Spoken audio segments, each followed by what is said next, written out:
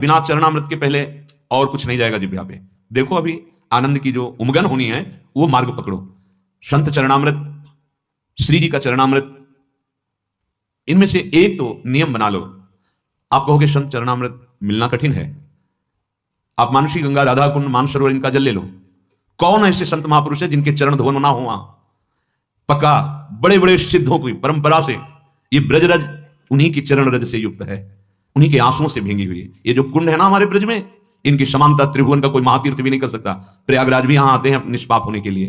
अगर आप मानसी गंगा का जल, राधा कुंड, उनको ये मत देखो कि हरा हरा दिखाई दे रहा है, नमकीन लगता है। नहीं नहीं नहीं, ये हृदय में जाते ही निर्मलता प्रकट। हम ये नहीं कह रहे कि आप आचमन जिससे नाभि तक पहुंच जाए उतना, ये संतों का चरणामृत खुला विराजमान है, खुला विराजमान पर बुद्धि काम नहीं करेगी, क्योंकि सामने ऐसी लीला प्रकट की गई है कि उस पर हमारी श्रद्धा न हो, हम भावना समझ पाए। और हमारे प्रभु का चरणामृत तो मिलता ही है। बिहारी जी, राधा रमन, राधा वल्लभ लाल, आप कहीं भी चले जाएं और अगर आप पात्र में चरणामृत मांगे, याचना करें, तो अंदर से कृपा करके श्री अंग सेवी पार्षद दे देते हैं। और हम उसमें जल मिला लें, सालों चल जाएगा, चाहे जहां हो। नियम बना लें, चरणामृत पक्का समझिए। ये बुद्धि को माया हर समय अपनी तरफ आकर्षित करती रहती है, इसलिए बार बार सुनने पर भी आप नियम नहीं धारण कर पाते। महापुरुषों में देखा है चरणामृत का बहुत बड़ा प्रभाव है।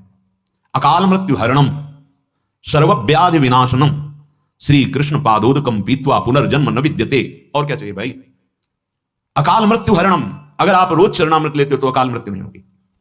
कोई भी व्याधि आपके शरीर में जो प्रारब्धवशात आई है वो आपको परास्त नहीं कर पाएगी। चरणामृत का प्रभाव सर्व व्याधि विनाशनम, और फिर आपका पुनर्जन्म नहीं होगा। कितनी मंगलमयी बात है।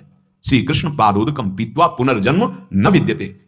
सैकड़ों बार चर्चा हुई होगी। कोई भाग्यशाली ही नियम में चरणामृत रखे होगा कि रोज हमें सबसे पहले अपनी जिब्या में चरणामृत, चरणामृत नहीं तो हमारा उपवास पक्का। देखो नियम धारण करो। शरीर में रज लगाए बिना स्नान किया, सबसे पहले जो सूखी चरण रज इतनी ही ले लो। ऐसे करके शरीर में जरूर कुछ कण ब्रजरज के लगे होने। यदि प्रेम प्राप्त करना चाहते हो, जीवन मुक्त होना चाहते हो, ऐसे सुख को प्राप्त करना चाहते हो जहां कोई दुख नहीं है, समस्त कामनाओं का शमन करके निष्काम अवस्था प्रदान करने की सामर्थ्य रजरानी में, चरणामृत में है।